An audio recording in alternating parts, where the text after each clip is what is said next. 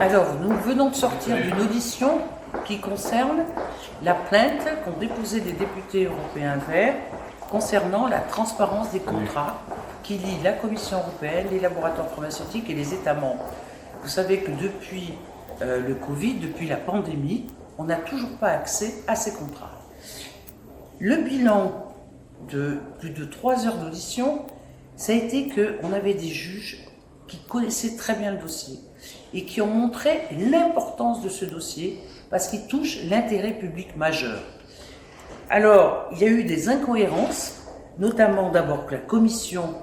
quand elle a refusé l'accès aux documents concernant ces contrats, alors que ce soit le prix des vaccins, que ce soit les sites de production, que ce soit les clauses de responsabilité et d'indemnisation, eh bien, ils ne comprennent pas pourquoi la Commission a refusé sans justification. Et ce qui nous a beaucoup surpris aussi, c'est que en cas d'effet secondaire des vaccins, il était normal que les citoyens européens qui se sont fait vacciner, si jamais ils ont des effets secondaires, il faut qu'ils connaissent les clauses de ces responsabilités. Or, ça s'appuie sur une directive européenne et pourtant, la Commission a biffé, a rayé tout ce qui concernait la responsabilité en cas d'effet secondaire. Donc, j'espère que dans quelques semaines, on va avoir la délibération